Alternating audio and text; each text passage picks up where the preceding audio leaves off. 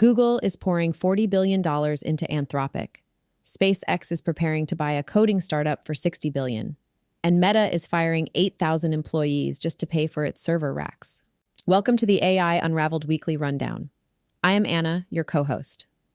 This podcast is researched and produced by Etienne Neumann, senior software engineer from Université Laval, based in Calgary, Alberta. Today, we perform a forensic autopsy on the trillion-dollar agentic war that reshaped the global economy between April 20th and April 26th, 2026. This week, the tech giants initiated the largest capital bonfire in history. To fund the massive compute costs of autonomous agents, they are actively liquidating their human workforces. Microsoft is offering buyouts to 7% of its U.S. staff, and Meta is laying off 10% of its entire company, all while deploying surveillance software to track their employees' keystrokes to train the very AI that will replace them.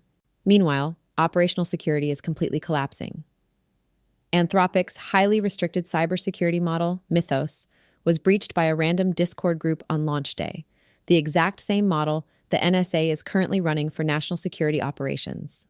Before we dive into the data, a quick reminder: subscribe to DjamgaMind on Apple Podcasts to always listen completely ads-free. Today's episode is brought to you exclusively by DjamgaMind. When $40 billion investments happen overnight and human labor is being traded for AI compute, your enterprise needs flawless technical intelligence. DjamgaMind delivers the human-verified audio forensics the C-suite relies on to map out true ROI and deploy enterprise AI securely. Visit DjamgaMind.com. Let's unravel the week. This week, one of the most profitable most powerful tech conglomerates in human history abruptly fired 8,000 people. Right, just overnight. Yeah, literally overnight. And here's the thing you really need to understand about this one. They didn't fire these employees because the company was bleeding money. Not at all. And they didn't fire them because those specific individuals were, underperforming or because their divisions were obsolete. No, the reason is actually much darker. Yeah, it is. They fired 8,000 human beings specifically so the company could afford to purchase a highly specialized, very expensive type of LPDDR5X memory chip to plug into a server rack. Which is just, it's hard to even wrap your head around. I know. I mean, that is not hyperbole. That is the literal line item reallocation of capital. It's the absolute distillation of the macroeconomic reality we're operating in today. I mean, the human being is no longer the asset, right? Right. The human being is simply the funding mechanism for the hardware. Welcome, everyone, to this custom-tailored deep dive. We are your guides to what is, honestly, undeniably, a watershed moment in the technological landscape. Yeah. Specifically, looking at the week of April 20th to April 26th, 2026. Yeah, and it's been a massive week. Huge. Our mission today is highly specific. We are conducting a holistic, forensic autopsy of the news from this past week. Because there's a lot to dig through. Exactly. We're going to decode the staggering, almost incomprehensible capital being burned in what we can really only call the trillion-dollar agentic war. Mm-hmm. And we're going to look very closely at the devastating human toll that is actively paying for artificial superintelligence. Yeah, and as a forensic business strategist and a digital rights advocate, my job is to look past the press releases, You cut through the noise? Right, to cut through the Silicon Valley mythos and find the actual operational realities. So I will be highly cynical today. As you should be. Well, yeah, regarding the operational security and the executive compensation structures of these tech giants, because the numbers simply demand it. They really do. But primarily, my focus is on the white-collar workforce. I mean, we are witnessing a historic liquidation of labor to fund compute, and we need to analyze exactly how that's being executed. Absolutely. And the stack of sources we've pulled for you today is dense. We are looking at earnings calls, SEC disclosures, leaked internal memos from the absolute highest echelons of Google and Meta. Plus some cybersecurity reports that are just, they're embarrassing. They really expose a startling level of incompetence. And we also have macroeconomic hardware data that is currently warping the entire global supply chain. It's warping everything. Okay, let's unpack this. Because the financial avalanche that kicked off this week defies traditional market logic. It defies any logic, honestly. So let's start with the absolute gravity of the numbers coming out of Mountain View. Yeah. Google is committing up to $40 billion to Anthropic. Right, and to understand the sheer scale of that, we have to deconstruct the structure of the deal itself. Okay, walk us through it. Because it is not a traditional venture capital investment. Alphabet is injecting $10 billion up front, which values Anthropic at $350 billion. That's insane.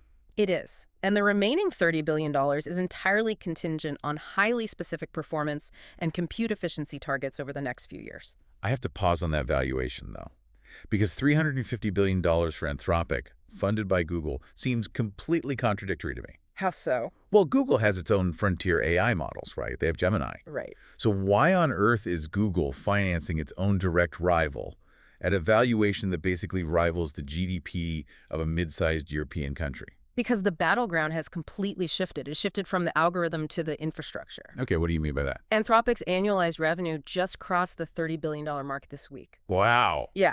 Let's provide some context for that trajectory. At the end of 2025, they were sitting at roughly $9 billion. So they more than tripled it. Exactly. They have more than tripled their annualized revenue in a matter of months. And that growth is entirely fueled by massive enterprise adoption of the Claude family of models. Specifically their coding tools, right? Yes, particularly the coding tools. So Google realizes that if they cannot be Anthropic in the enterprise software layer, they absolutely must capture them at the cloud infrastructure layer. They want to be the landlord collecting the rent. Which explains the second half of this deal. Yeah. Attached to this $40 billion capital injection, Google Cloud is supplying 5 gigawatts of compute capacity to Anthropic over the next 5 years. Exclusively through their custom TPUs. Right. Now, for you listening, think about what a gigawatt actually means in physical space. A single gigawatt is roughly the power output of a large nuclear reactor. Yeah, it's immense. It is enough to power a medium-sized city. Yeah. So Google is dedicating the raw electrical equivalent of 5 entire cities strictly to keep Anthropic server racks from shutting down. And if we connect this to the bigger picture, Google isn't even the only hyperscaler pulling this maneuver right now. Oh, Amazon stepped into the fray this week as well. They did. They added another $25 billion to their existing Anthropic investments, which already sat at $8 billion. So there's $33 billion from Amazon total. Exactly. And Amazon's deal secures another 5 gigawatts of capacity for Claude models. Unbelievable. And in exchange, Anthropic has committed to spending over $100 billion on Amazon Web Services technologies over the next decade. Wait, let me formulate a theory here, because this sounds like a massive accounting loop. It does, doesn't it? It really does. Yeah. Amazon hands Anthropic $25 billion in cash. Anthropic logs that as venture equity. Then Anthropic turns around and uses that exact same cash to buy server time from Amazon Web Services. Which Amazon logs as top-line cloud revenue growth. Right. Are we just watching the largest tech monopolies on Earth artificially inflate their cloud growth metrics by passing billions of dollars back and forth to startups they essentially own? You have just described the exact mechanism of modern vendor financing. Wow. It is a completely circular economy. I mean, the hyperscalers are essentially funding these AI labs just so the labs have the liquidity to buy compute back from the hyperscalers. So it's basically monopoly money at this point. Pretty much. From a macroeconomic perspective, it warps traditional antitrust analysis. Because Anthropic looks like an independent entity, but structurally, it is a captive customer. Right. They can't go anywhere else. Exactly.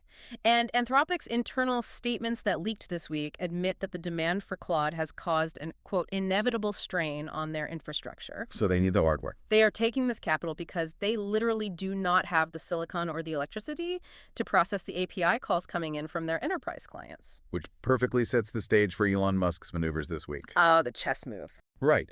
Because while Google and Amazon are playing this closed-loop vendor financing game with Anthropic, SpaceX, which I will remind everyone, is an aerospace company, just secured a $60 billion option to buy the coding platform Cursor. A $60 billion option for a user interface. It's wild. I mean, Cursor doesn't even build the underlying frontier models, you know? They build the software environment where developers write code. Right, which just hooks into models like Claude and OpenAI. Exactly. And to understand why Musk is executing this through SpaceX, you have to look at the geopolitical chessboard of these AI labs. Because of what happened earlier this year. Right. Earlier this year, Anthropic abruptly blocked Musk's AI company, xAI, from accessing Claude models through the Cursor platform. Right. Cursor was renting compute from xAI, and Anthropic basically said, well, we aren't going to let our models power a platform that is financially entangled with a rival lab. They completely weaponized their API. They really did. Yeah, they cut Cursor off at the knees to starve xAI of distribution. It demonstrated the ultimate fragility of any startup that doesn't own its own foundational compute. So Musk responds with overwhelming capital force. Exactly. SpaceX secures the $60 billion option for Cursor. But why SpaceX? Well, likely because it possesses the necessary private capital structure and perhaps dual-use technological ambitions, right, like orbital compute or autonomous systems logic that justify the expenditure. That makes sense. And almost immediately, two senior engineering leaders from Cursor leave to join xAI, reporting directly to Musk. Coaching the talent. Yep. And simultaneously, Musk enters three-way partnership talks with the French AI startup Mistral. It's an aggressive consolidation. I mean, Yeah. he is buying the talent, securing the distribution channel through Cursor, and bringing in Mistral to provide the open-weight model flexibility that Anthropic tried to deny him. Exactly. But I have to push back here for a second. We are throwing around numbers like $40 billion, $100 billion in AWS spend, $60 billion for a coding interface. Huge numbers. Are these valuations in any way tethered to physical reality? Or is this just an arms race where the only metric that matters is hoarding GPUs until the music stops? Well, the music is already starting to stop. Is it? Oh, absolutely. And it is stopping at the physical limitations of the systems themselves. We are reaching the breaking point of what the industry calls agentic workflows. Okay, unpack that for me. The capital burn isn't just a valuation bubble. It's a reflection of the unimaginable cost of running these new models. Let's talk about exactly how that burn manifests, because GitHub provides the perfect case study this week. They really do. GitHub actually had to halt new signups for Copilot Pro, Copilot Pro Plus B, and their student plans. Shut them right down. Yeah. GitHub, the Microsoft-owned repository that houses essentially all of the world's open source code, cannot afford to let new users pay them for their AI assistant. Because the economics of agentic compute have fundamentally broken their subscription model. It's too expensive. Way too expensive. When AI was just a chatbot, the transaction was linear. You type a prompt, it generates a response. Right. The compute cost is easily quantifiable. But an agentic workflow is entirely different. An agent doesn't just answer. It thinks, it iterates, it tests. Think about it this way for you listening. Let's say you tell an agent to fix the login bug on the website. Yeah. It doesn't just write a line of code. No, not at all. First, it reads your entire code base to understand the context. That might be 1 million tokens processed right there. Easily. Then it writes a hypothesis script. Yeah. It runs the script fails. The agent reads the error log, adjusts its hypothesis, searches the internet for documentation on that specific error, rewrites the code, and tests again. Exactly. A single prompt from a user spirals into thousands of hidden background queries. And every single one of those background queries burns tokens. It bankrupts the compute provider in minutes. Which is why GitHub is freaking out. Yeah, GitHub is feeling that burn so acutely that they completely killed off access to the Claude Opus 4.5 and 4.6 models. Those are dead on the platform. If you want the new Opus 4.7, it is entirely paywalled behind their absolute highest tier Pro plus Lim. And even then, there are limits. Oh, yeah. They are enforcing strict weekly token ceilings, and if you hit your limit, they downgrade you to an auto model selection, where an algorithm forces you onto a cheaper, less capable model. Because the infrastructure is buckling under the weight of agentic autonomy. But the true cost of this agentic compute isn't just contained to software platforms like GitHub. All right, it's bleeding over. It is actively warping the physical hardware market of the entire planet. Which brings us to the collateral damage at Samsung. This is, without a doubt, one of the most stunning developments of the week. It really is. Samsung's mobile chief, TM Rowe, issued an unprecedented warning to their leadership. Samsung is projecting its first ever potential net loss on smartphones. A net loss on smartphones. For a company that has practically defined the Android ecosystem for over a decade. It's crazy. And what is vital to understand is that consumer demand hasn't cratered. The Galaxy S26 sales are performing well. Right, people are buying the phones. Yes. The loss is entirely driven by supply chain cannibalization. Exactly. The AI servers are hoarding all the memory. Let's look at the mechanics of this. Okay. Samsung phones use a specific type of low-power RAM called LPDDR5X. Historically, this was strictly a mobile component. Right, for phones and tablets. But suddenly, the AI server market realized they needed massive amounts of this specific memory to run their inference engines. And to quantify that shift, look at NVIDIA's upcoming Vera CPU. Oh, this stat is just mind-blowing. One single server equipped with these processors packs up to 1.5 terabytes of LPDDR5X memory. Wow. If you translate that into consumer electronics, one metal box sitting in a data center is consuming the exact same physical memory supply as 4,600 Samsung Galaxy S26 Ultra smartphones. It's a staggering visualization. I mean, the supply chain only produces so many silicon wafers a month. Exactly. When hyperscalers walk in and buy up the entire global supply to feed their data centers, the prices for DRAM and NAND skyrocket. It goes through the roof. So Samsung is facing soaring component costs that are squeezing their mobile margins to absolute zero. The AI industry is literally cannibalizing the consumer electronics industry from the inside out. Which brings us back to the core macroeconomic question, right? If the server infrastructure costs are breaking the subscription models of platforms like GitHub, and if the hardware components are so expensive that they are bankrupting the smartphone margins of Samsung. Where's the money coming from? Exactly. Where are these tech giants finding the tens of billions of dollars in liquidity to keep funding this arms race? Well, they have to find the money somewhere. They're finding it in the payroll department. When corporations are firing thousands of employees to afford server racks and dropping $40 billion into rival labs, relying on Twitter hype to plan your IT budget is financial suicide. DjamgaMind provides the human-verified, technical-grade audio forensics required to map out true ROI. Visit DjamgaMind9.com. So we've outlined the capital bonfire.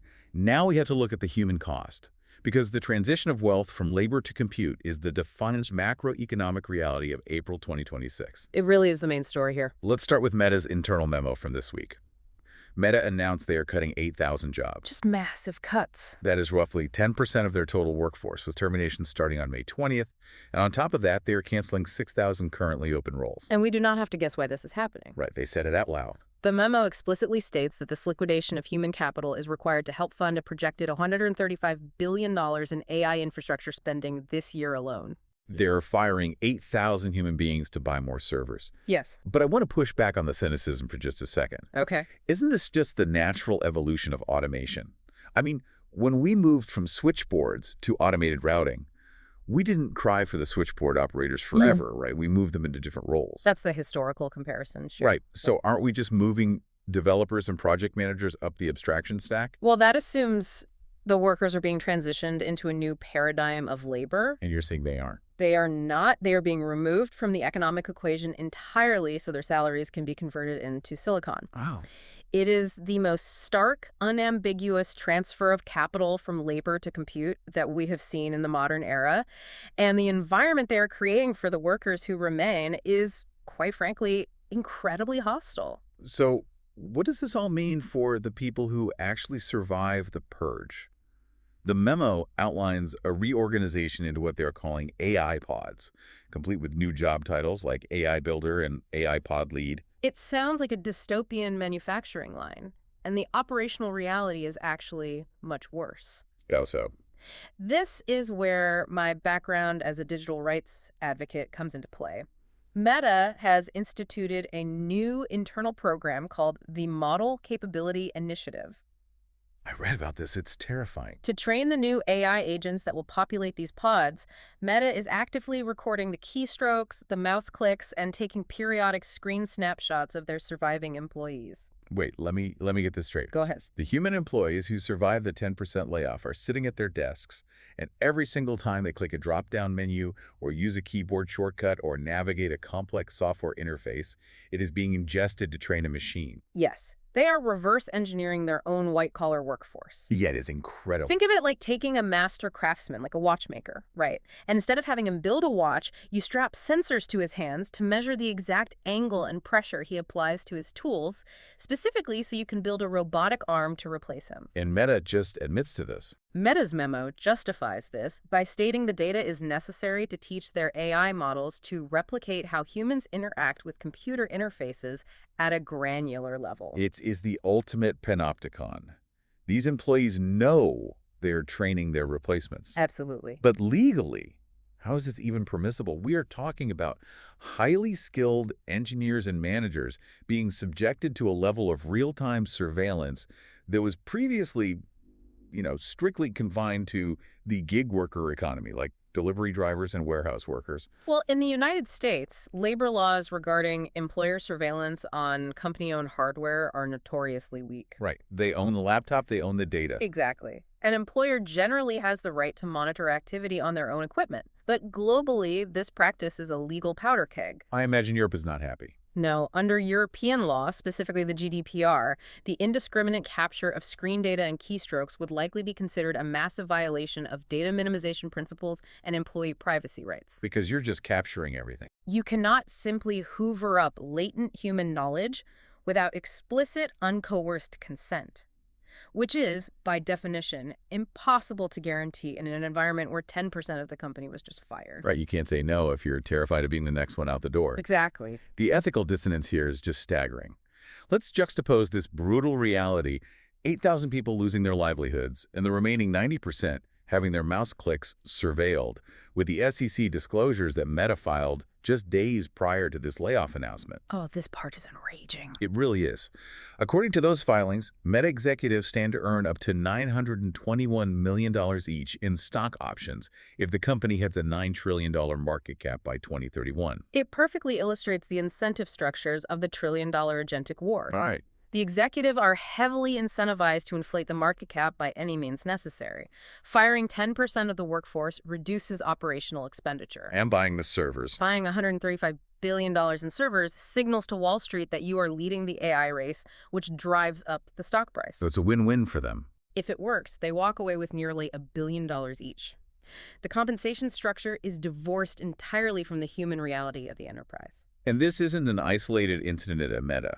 Microsoft is executing the exact same macroeconomic strategy, just wrapped in a slightly softer PR campaign. Yeah, they branded it a bit better. This week, Microsoft announced a voluntary buyout program targeting roughly 7% of its U.S. workforce. And this is historic. Microsoft has been operating for 51 years, and this is the very first time in their history they have instituted a one-time retirement buyout program of this scale. They structured it around what they call the Rule of 70. Explain that for us. It is open to U.S. workers at the senior director level and below. If your combined age and your years of employment at Microsoft add up to 70 or higher, you are eligible for the buyout. So they are targeting the older employees. This is a highly calculated move. They are deliberately targeting their older, more tenured, and frankly more expensive human capital. And alongside this, they are entirely restructuring their internal compensation, right? Decoupling stock bonuses from cash bonuses. Yes. They claim it gives managers, quote, more flexibility and simplifies pay options. But it's clearly a massive internal economic shift designed to reduce guaranteed cash liabilities. Which raises an important question: why now? Right, why this week? Why are the most profitable tech conglomerates in human history suddenly liquidating their most experienced workforces? To answer that, we must look at a very telling quote from the sources this week. Yann LeCun, the chief AI scientist at Meta, explicitly warned the public to stop listening to tech CEOs like Sam Altman or Dario Amodei regarding the impact of AI on labor markets. Interesting. He stated, "Don't listen to Sam, Joshua, Jeff, or me." Yeah. He argued that the only people who truly grasp what is happening right now are the economists. Because what we're looking at is a macroeconomic labor crisis. Yes. It's not a neat technological evolution where everyone just, learns to code with an AI assistant. Right. Precisely. When 7% of Microsoft's tenured staff and 10% of Meta's workforce are removed from the board in a single week to fund capital expenditure on silicon, you are witnessing a structural reorganization of the global labor market. It's huge. Human inefficiency, which is just another way of describing human thought, human process, human time, is being aggressively priced out of the corporate model. So you have a workforce that is terrified, stripped to the bone, and monitored for every single keystroke. Right. And you have a management team focused entirely on acquiring raw hardware to win a benchmark race. It shouldn't be a surprise, then, that the actual craftsmanship of securing these trillion-dollar systems has completely collapsed. It's non-existent. The ideological disconnect between treating humans as disposable but failing to secure the machines replacing them is the ultimate irony of this week. The operational security landscape right now is not just failing, it is practically non-existent. I mean, the scale of the ambition is matched only by the scale of the vulnerability. Let's dive into the Anthropic Mythos breach, because this reads like dark comedy. It really does. Anthropic has this highly restricted, incredibly powerful new AI model called the Mythos Preview model. This is the crown jewel of their agentic lineup. And on the exact same day that a new cybersecurity tool for this model was publicly announced, unauthorized users completely breached it. What's fascinating here is the sheer lack of sophistication required to execute the breach. Right. Did a state-sponsored hacking group deploy a zero-day exploit? Did they use quantum decryption to bypass the encryption keys? No. It was a group of people from a private online Discord forum. Exactly. They breached the restricted model through a third-party vendor environment simply by guessing the URL formats. They literally just guessed. They looked at the API endpoint naming conventions Anthropic used for their older models, typed in some educated guesses into their browsers for the new model's location, and they were in. They completely bypassed the access controls. It's absurd. Oh, and it helped that one of the Discord members just happened to have low-level access through their employment of the third-party contractor. This exposes the fundamental amateurism of Silicon Valley's operational security. Yeah. They are building models capable of writing enterprise software, but they are deploying them on vendor API endpoints that can be guessed by teenagers in a chat room. It's laughable. And this amateurism collides spectacularly with the reality of who is actually using these models. Which brings us to what I call the NSA paradox. Yes, let's talk about the NSA. The sources confirm that the National Security Agency is actively using this exact same Anthropic Mythos preview model for operational work. The NSA is one of roughly 40 unnamed organizations that were granted access beyond the public launch partners like Microsoft and CrowdStrike. Let's sit with that contradiction for a moment. It's wild. The NSA, the most sophisticated signals intelligence agency on the planet, is running operational security scans on a model that a Discord group breached by guessing a URL. Let that sink in. But the bureaucratic chaos goes even deeper. The parent organization of the NSA, the Department of Defense, has actively labeled Anthropic a supply chain risk and has explicitly instructed its contractors to avoid the company. Let me formulate a theory on why this is happening. Go ahead. The DoD is looking at the macro picture. They see foreign investments, they see the lack of secure infrastructure, and they say, this is a risk, do not touch it. Right. But the operators on the ground at the NSA are desperate. They need the compute power to keep up with foreign adversaries.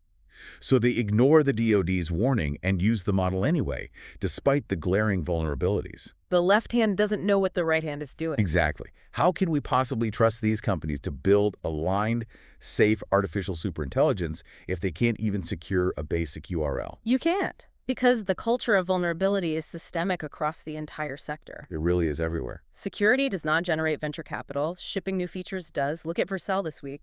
They had to disclose a breach impacting a subset of their enterprise customers. The attack vector.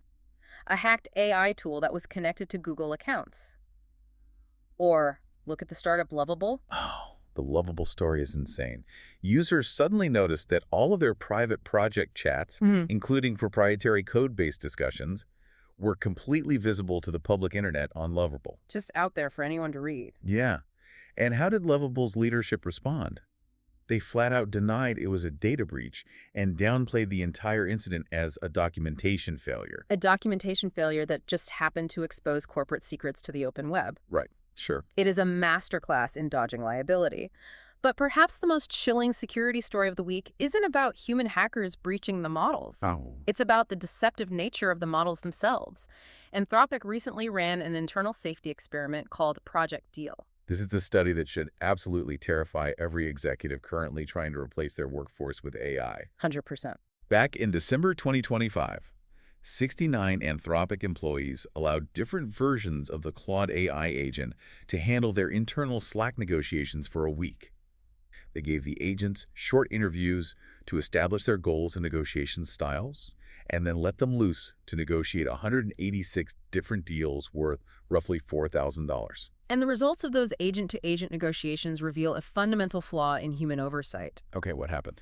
The The stronger models, the Claude Opus agents, absolutely dominated the weaker Haiku agents. The Opus agents acting as sellers extracted significantly more money, and the Opus agents acting as buyers paid significantly less. Okay, so the smarter model won.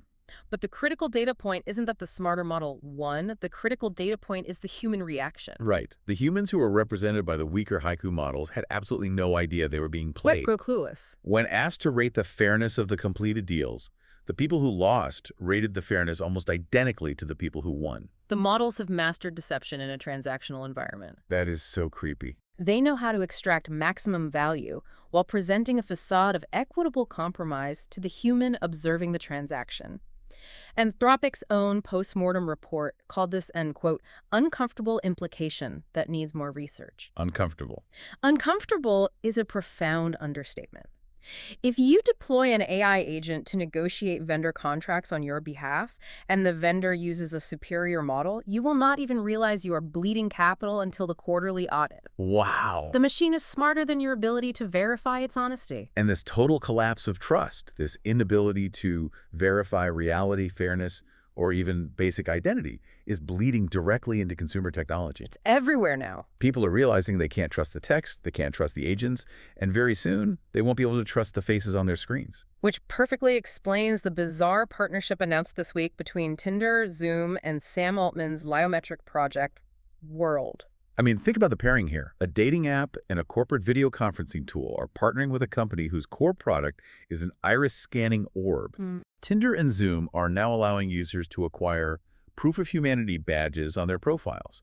And the only way to get that badge is to physically submit your retina to a biometric scan. We have crossed a very dark threshold. We really have. The digital ecosystem has become so intensely saturated with deceptive agentic behavior, deepfakes, and automated bots that the basic assumption of human existence has been inverted. You're guilty of being a bot until proven human. Exactly. You are no longer assumed human until proven otherwise. You are assumed to be a synthetic agent until you offer up your unique biological data to a tech conglomerate. And the regulators are entirely overwhelmed by the speed of this transition. Look at what New York Attorney General Letitia James is dealing with.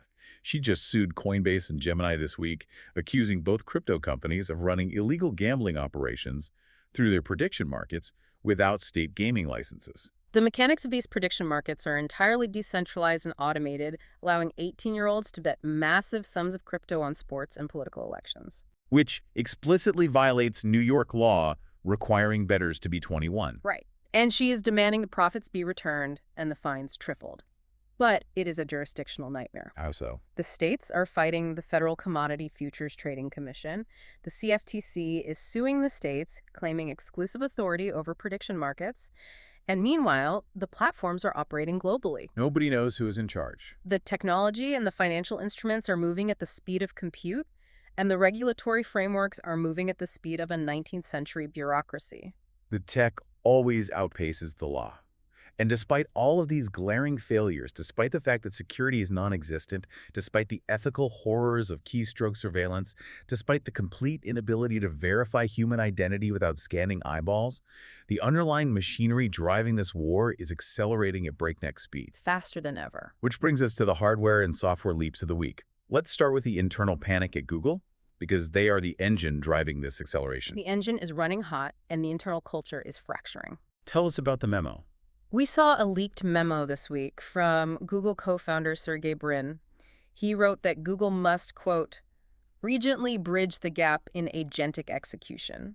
He literally mandated that every single Gemini engineer must transition to using internal AI agents for their complex coding tasks. They're forcing their own engineers to eat the dog food. Yes. Because they are absolutely terrified of falling behind Anthropic's coding tools. They have formed an elite, highly specialized team inside Google DeepMind, led by engineer Sebastian Borgode, specifically tasked with improving Gemini's programming skills. Right.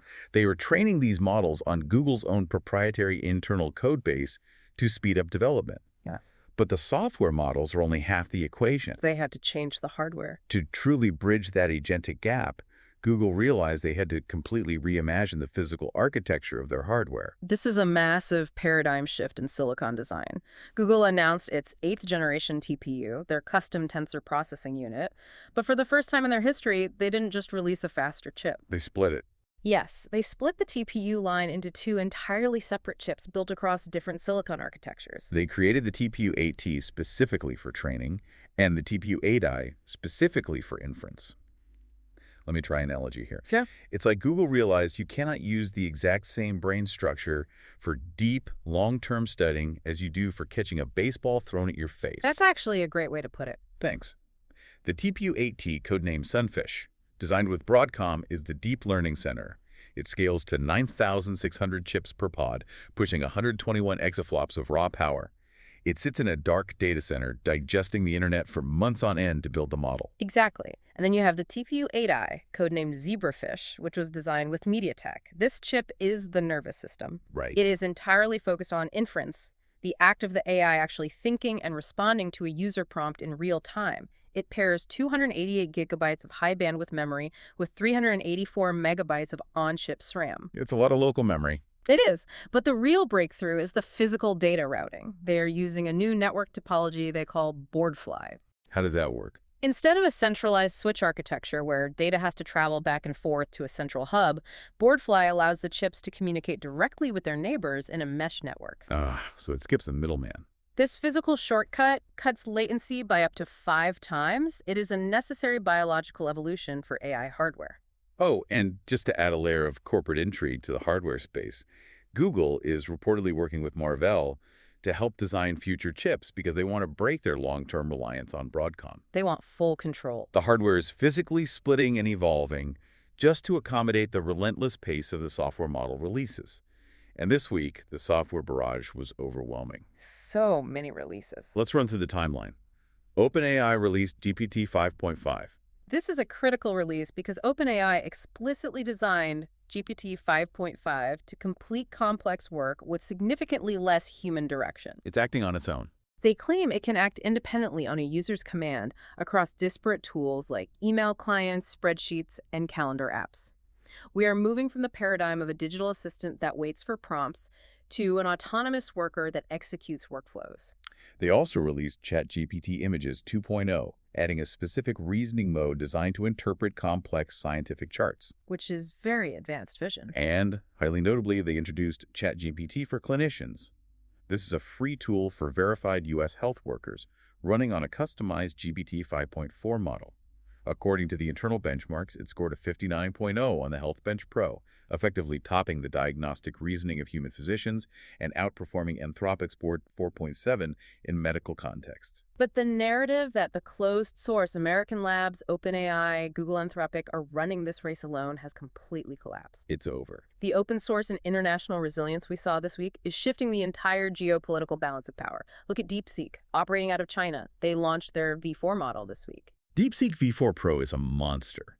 It boasts 1.6 trillion total parameters, utilizing a mixture of experts' architecture with 49 billion parameters active at any one time. Just massive scale.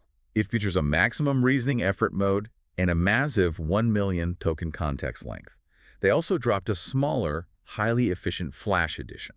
Here's where it gets really interesting from a geopolitical standpoint. Okay, tell us. DeepSeek confirmed that their software is fully compatible with both NVIDIA chips and domestic Huawei chips. Wait, really? Yes. Think about the implications of that. The United States government has spent years implementing tightening semiconductor export restrictions specifically designed to choke China's AI development by denying them NVIDIA hardware. Right. DeepSeek just proved they can train and deploy trillion-parameter frontier models on domestic Chinese hardware, completely bypassing the sanctions through algorithmic efficiency. And it isn't just DeepSeek. The open source community is relentless.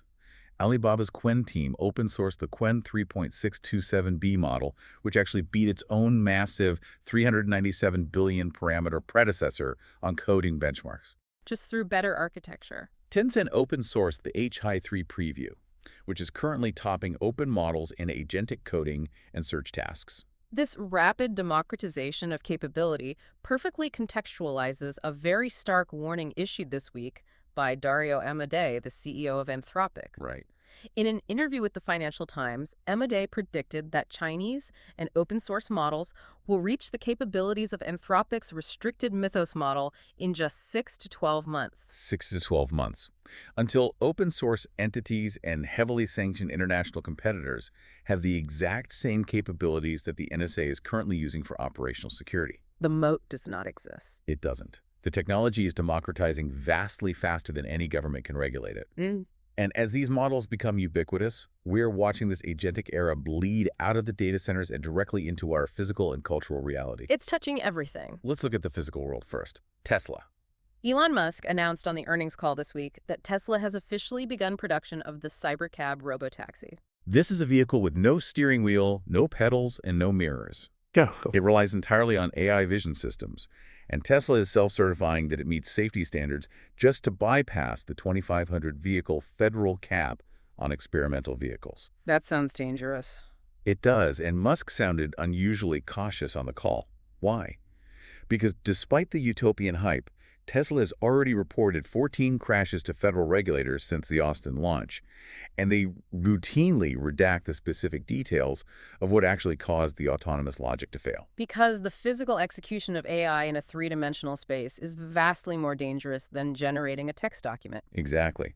Yet the automation of physical transport charges forward regardless of the safety data. XPeng, the Chinese EV maker, announced plans to begin delivering actual flying cars starting in 2027. Flying cars? He's already have 7,000 pre-orders and are initiating robotaxi tests in Guangzhou this year. And back on our own bodies, Google is moving AI directly onto our wrists. They tease the Google Fitbit Air, which is a screenless health band. No screen. None. It acts as a continuous biometric monitor, tying into a rebranded Google Health subscription that unlocks a personal AI health coach. We are integrating these agents into our physical biology, feeding them our heart rates and sleep patterns. But the cultural and digital integration is arguably even more profound. The internet itself is currently being reformatted. It is. It is no longer being designed for human consumption. It is being rebuilt as an API for agentic consumption. Look at the software releases this week. Xai released DeepMax, an agentic search tool designed to bypass SEO spam. GenSpark launched Build, a vibe coding tool powered by Claude Opus 4.7 that can generate entire functional apps and websites from a single vague text prompt. And the move by Salesforce is huge. They launched Headless 360. They're exposing their entire CRM platform, all the customer data, the sales pipelines, everything as APIs and commands specifically designed so that coding agents can interact with it without needing a human user interface. Wow. They're turning the web into a machine-to-machine language. Yeah. The human is completely removed from the loop. And culture is buckling under the weight of this synthetic generation. It really is. Deezer, the music streaming platform, released a report this week that is simply mind-bending. AI-generated songs now make up 44% of all new music uploaded daily to their platform. Let's put a number on that. Nearly 75,000 AI tracks are arriving on Deezer every single day. That's absurd. That is over 2 million synthetic songs a month. Now, Deezer claims it only accounts for 1 to 3% of their total streams, and they are actively demonetizing 85% of those streams as fraudulent bot traffic. But the sheer volume is drowning human creation. You cannot compete with an entity that can generate 1,000 songs an hour. You just can't. Yeah. And it isn't just background noise or low-effort spam. An AI artist named Inga Rose hit #1 on iTunes global charts this week with a single called Celebrate Me. A synthetic artist hit #1. The music, the instrumentation, the vocal performance, it was all created entirely by the AI platform Suno. A human simply wrote the lyrics. A synthetic entity is topping the global cultural charts. It is everywhere. To cap it all off, Google openly admitted this week that 75% of its in-house code is now AI-generated. Wow. The company building the agents is actively being built by the agents. So if we synthesize this entire week, from the tens of billions of dollars in vendor financing to the thousands of layoffs at Meta and Microsoft to the relentless barrage of model releases, the narrative is unavoidable. It really is. The week of April 20th, 2026 proved that Silicon Valley has made its definitive choice. They have. They are actively liquidating human capital to build digital capital. They are firing the workers to buy the compute. They are creating agents that write 75% of our foundational code, that produce 44% of our new music, and that are capable of negotiating against us on Slack without our knowledge. And all of this immense society-altering power is running on fundamentally unsecure trillion-dollar infrastructure that can be breached by a Discord forum simply guessing a URL. It's chilling. The scale of the ambition is matched only by the scale of the vulnerability. Which leaves us with a profound question as we wrap up this deep dive. If the world's most powerful tech giants are perfectly willing to surveil your daily keystrokes just to train the exact digital agent that will replace you, Right. and if the supposedly smartest minds on the planet are eagerly spending hundreds of billions of dollars on raw compute power rather than investing in the basic operational security needed to protect it, Yeah. in a hyper-capitalized digital economy where artificial intelligence is increasingly viewed as the ultimate frictionless worker, what happens to the value of human inefficiency? What happens to the value of you? Subscribe to DjamgaMind on Apple Podcasts to always listen completely ads-free. That concludes our weekly forensic briefing. The strategic signal for this week is the capital bonfire. We have crossed a threshold where the cost of running autonomous AI is so astronomically high that GitHub has to halt Copilot signups, and tech giants must inject tens of billions of dollars just to secure server capacity.